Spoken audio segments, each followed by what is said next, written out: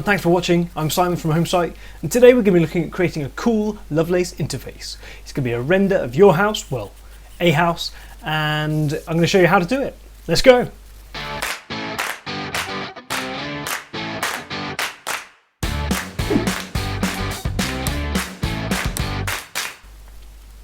So I'm making this video based on quite a few comments on previous videos saying, that's cool, what you've done is great, but how did you get that Lovelace interface? How did you make that house? How did you create those buttons? How did you make those overlays? So today I'm going to show you. The first thing we're going to have to do is to create a 3D view of our house. Now there's multiple ways of doing that. Google SketchUp is one of them. You could do it in 3D CAD if you were very good at that. There's one called Smart Home 3D. Now the one that I'm going to be looking at is totally free and it's called Roomle. I guess that's how they pronounce it. It's Roomle, and so that's one we're going to look at today. Once we've created our house, we're going to use GIMP, which is a free graphics tool, to create some renders over the top, showing when lights are on or off. And we're going to use Gravit, which is a vector-based graphics tool, and that we're going to make some icons with that. Now, if you're not so good with Gravit and graphics design tools, I'll try and take you through it, but I'm not going to take you through all the features of them. Certainly the Gravit icons I will make available in the description below so that you can download and use those, and if there's any particular ones you want, just let me know and I'll probably make them for you and make them available as well. So if you're enjoying this video, please give it a like. If you're enjoying the type of content that I do, please subscribe, and then you'll make sure you won't miss out anymore. Anyway, let's get started and let's have a look at Roomle. So this is Roomle. I'm assuming you're going to be able to figure out how to make an account by yourself. Now we're going to create a new plan. I'm just going to call this one HomeSite Demo. That takes a couple of seconds, but once it's done, you can click on it and hit open. Then we're presented with this canvas. We can click and drag, and that will create our wall.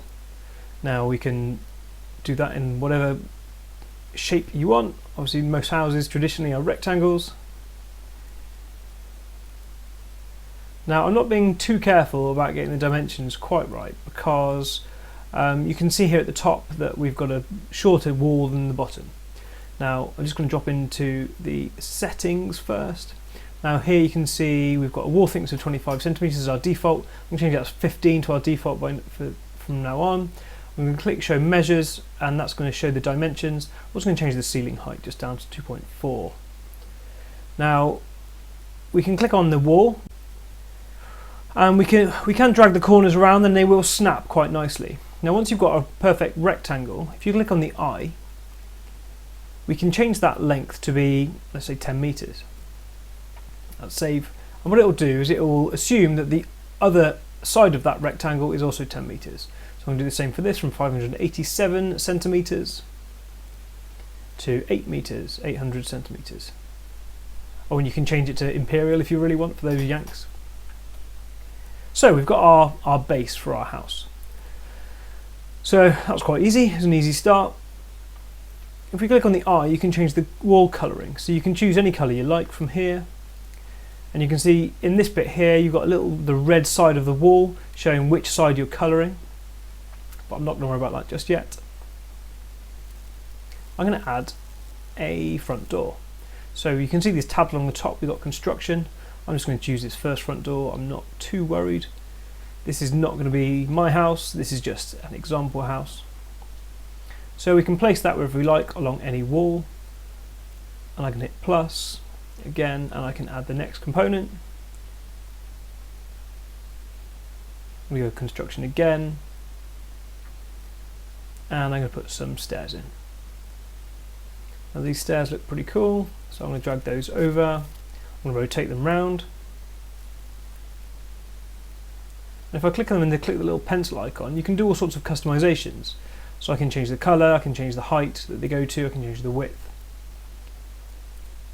Now different items have different levels of customization. So if there's a door, you might just be able to change the colour, the width, the depth. If it's a kitchen, you might be able to change all sorts of things.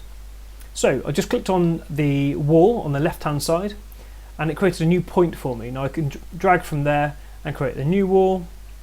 I'm going to drag this one all the way down to the far side and just click, and that's now created that as a room. I can move my stairs around up into the corner.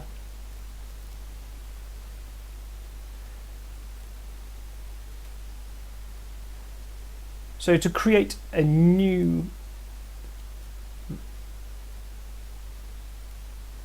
So I'm going to drag in a kitchen. Now there's some nicely pre-built kitchens.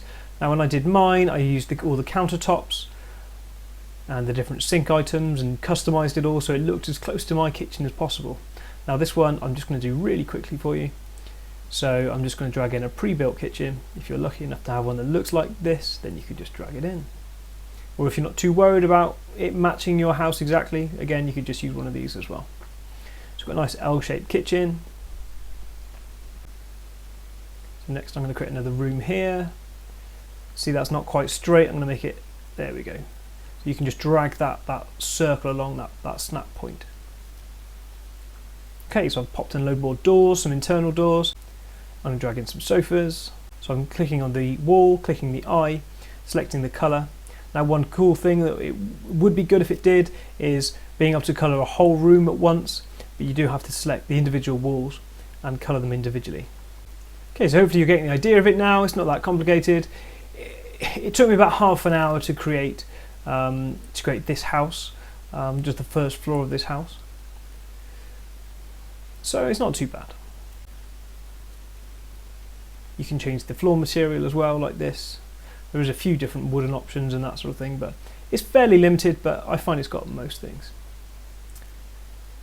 So there we go, so we've coloured our kitchen. I've put a dining room table and some chairs in. You can move around just using your up-down keys. There we go. Now you notice that a second ago I put on some flooring, however that hasn't taken effect, and the colouring of the walls as well. So sometimes you do have to refresh the page. I have been running this on my Mac, which is a few years old, maybe slightly underpowered for this. Whilst it is a web application, it does take a little, it certainly gets the fan spinning. So what I'm doing here is I'm going to put a deck in. Now the reason I'm showing you this, which is different to the other walls, is there's a few little things that I've picked up. So I'm going to select the walls I've just drawn. Obviously you don't want a 2.4 meter height wall around your deck. So I'm going to change the wall height to 0. And I'm also going to change the wall thickness to 0 as well, which means that you basically won't see that line, that thick line. Now this seems to be the only way that you can put a deck outside, or grass as well. If you want to put grass outside, show you a bit of your garden. If you're lucky enough to have one, then you need to put a wall all the way around the outside, set the thickness to 0, set the wall height to 0, and then you can colour it in as if it was carpet, and you can choose the grass. If anyone figures out a way of doing it without having to build a wall, please let me know, because that'd be handy.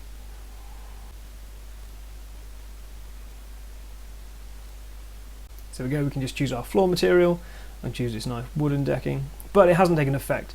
So in a sec I will refresh once I've finished playing with a few other bits.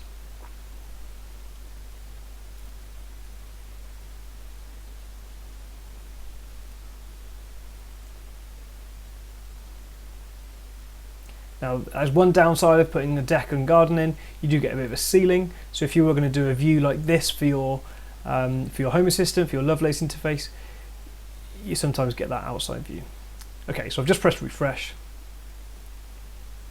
and I've actually put a few more bits in, so there's a few steps onwards. I've put some hedging around the outside, I've put that wall all the way around, I've coloured the driveway in, so I can now walk around the house by clicking the little person icon, dragging around with my mouse, and I can walk around using my cursor keys on my keyboard.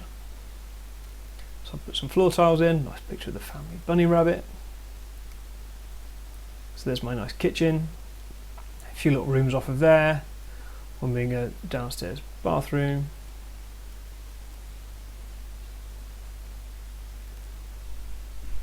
I can walk into my hallway that I've nicely painted as well.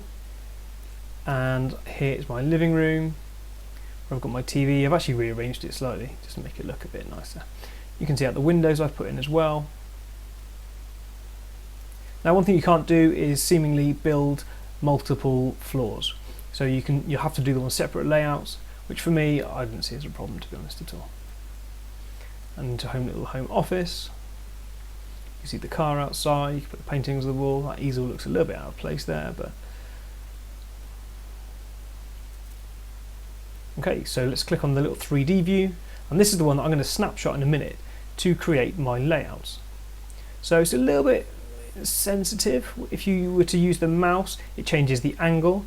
If you want to pan around, you hold the left shift key and use your mouse, and it will sort of pan around. Now I want that line at the bottom to be perfectly square. Once I've got it slightly like that, I'm going to use my grab on my Mac, or you could use the snipping tool on Windows machines to create a PNG or a JPEG, which we can use as our background. Now I'm leaving a little bit of space on the left hand side as well, because I'm going to put some extra buttons down the side for things like turning automations on and off. I want to know my alarm state. I can do all sorts of things down there on the left hand side. There we go. We've got our first floor and our second floor, or our ground floor and first floor, depending which country you're coming from. And so we can now start to import those into our Lovelace interface. But first, we want to create some overlays. We're going to create some light overlays so we can show whether the lights are on and off. Now we're going to do that using GIMP. So first we're going to open up GIMP and open up the file that we've created. Now I'm going to create a new layer over here on the right hand side. Call it living room lamp. Press OK to that. I'm going to change my colour. Now a layer for those is all sits on top of the previous picture without modifying the actual picture itself, so you can create multiple layers. So I can press OK to that. Now I'm going to choose my gradient tool. Now I want to make sure that my gradient is radial, because I want it to be circular from where the centre of the lamp is. Now you can just simply click and drag, and that will create this nice glow, this fade from yellow to fully transparent. Now you can make that whatever size you want. Now that looks good to me. Now I am picky, so I don't want the light to be going out through the wall. So I'm going to select the bottom layer, as in my floor layout.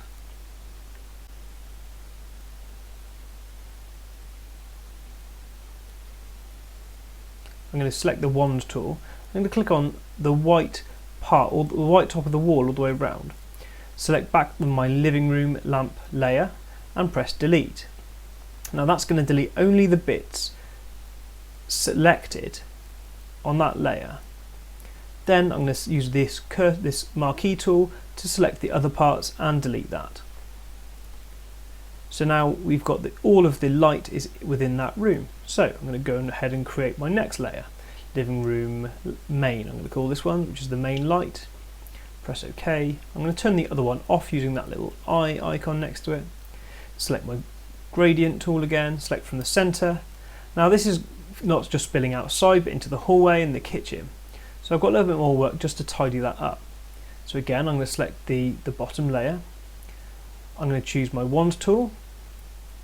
I'm going to click on the wall all the way around the outside, and then reselect my living room main layer and press delete. Now that's created that nice square section. Now I'm just going to go with my marquee tool, my selection tool, all the way around the outside of those walls and delete any overspill into the hallway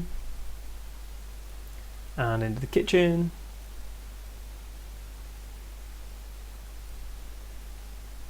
Anything that goes outside.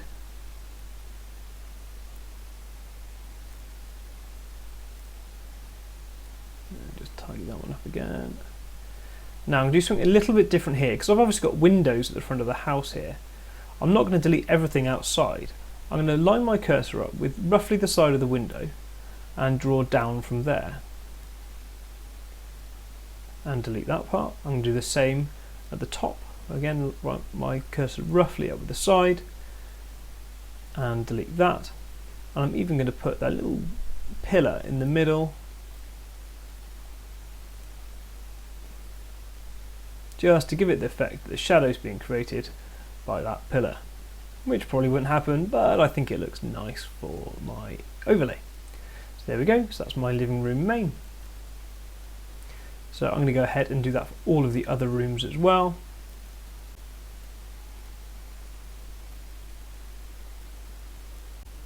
I'm going to make this slightly different for my hallway, because instead of a single light in the middle, I'm going to put in multiple lights, as if they were spots. But you can do whatever you like, really. So next we're going to take our overlays that we've created.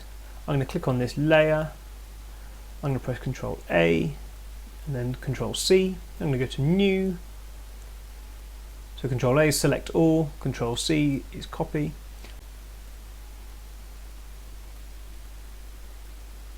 I'm going to delete this background layer because I don't want a white background, so that leaves me with no layers. I'm just going to paste in. I go to image and then crop to content. Now what that should do is it should crop all the way around the outside. If you find it's much bigger than the highlighted bit in the middle, then you've probably got some stray light somewhere else. So now I'm going to simply go to export. I'm going to call it whatever I want. Now make sure you do it as a PNG rather than a JPEG, otherwise, because a JPEG doesn't support transparency. You could do it as an SVG as well, which is a scalable graphics. But anyway, I'm just going to do it as a PNG, press export, and I'm going to do that for all of my overlays. Cool, so that's that bit done. So the final step in our prep is to set up our icons. Now I use flat icon. They are free so long as you credit the authors. So if you search for what you're looking for, I've just searched for lamp. It's going to be the first icon we create. Find a lamp that you like the look of, like this one here. Now I like mine to look all sort of fairly similar, like sort of a similar set. So you can see that this one is from a furniture pack. So there isn't a massive selection of other lights there. So I'm not going to use that one because, like I say, I want them all to have the same sort of look and feel. So I'm going to look for lamp and I'm going to try this one. Hopefully it's part of a set of lamps or lights, or yes, this one looks good. There's lots of different types. So you can make lots of different icons with similar feel. And that's by this guy. So credit to this guy. Cheers. So I'm going to choose this one here. I'm going to download it as a PNG. Now you can choose to pay your €7.50 a month, or you can download, as long as you credit Payungkeed. Well, thank you, Payungkeed. So that's downloaded that one. And now I'm going to open Gravit. Gravit is a vector-based graphic design tool. Again, it's free. You can download it. It is offline, so you do know to put it on your machine. So I'm going to create a circle. Holding Shift will keep it as a perfect circle rather than turning into a flattened ellipse. So once I've got that, I've got a grey select. Now I'm going to have a little drop shadow behind it just to make it sort of pop off of the background a little bit. So I'm going to put X of 5, Y is 5, and actually I'm going to put that as -5 so it swings to the left instead on the X axis. And blur. Now I'm going to play with that one and see what happens. Set that to 50, press enter. That's a bit too much. I'm going to make it slightly more transparent and just reduce that blur down a bit. There you go. So that should give it a nice little pop off the background. Next thing I'm going to do is stick a border on it. So you can add all sorts of different effects. So, you can have a play with this one if you like. So I'm going to put a border of 3. Let's try that. Yep, that looks sort of the look I'm going for. And you can add all sorts of other effects, but I'm going to leave that one there for now. So I'm going to change this called grey circle, copy and paste it. You could change the whole circle to be yellow, and then we're going to put our icon on top, and we can switch between them and export them with the grey circle and the yellow circle. So I'm going to call this one called Yellow Glow. I don't really want it to be a full yellow circle, I want it to be a bit softer than that. So I'm going to remove the border, I'm going to remove the drop shadow, make it slightly smaller. See, I've got this layer on the left hand side selected. I'm going to create an overlay, again with a radial, but how do I do that? Here we go. So change that to a radial gradient. So it's coming out from the middle. I don't want it to come black, I want it to be yellowish. So this is going to be indicating a light being on or off. Now you can move this little bar to the right, which will make the transparent part bigger, or you can move this bit here from the left to the right and make the yellow part bigger before the transparency starts to fade. So I think that looks pretty good.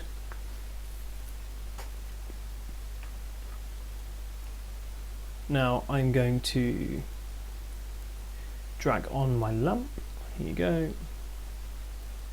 Now see, it automatically creates a layer on the left hand side based on what it's called.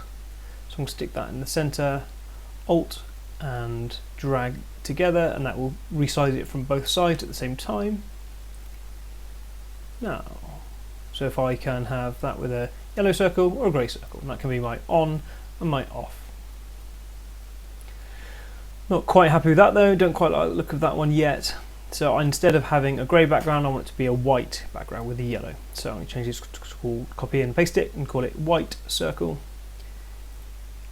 And make that white.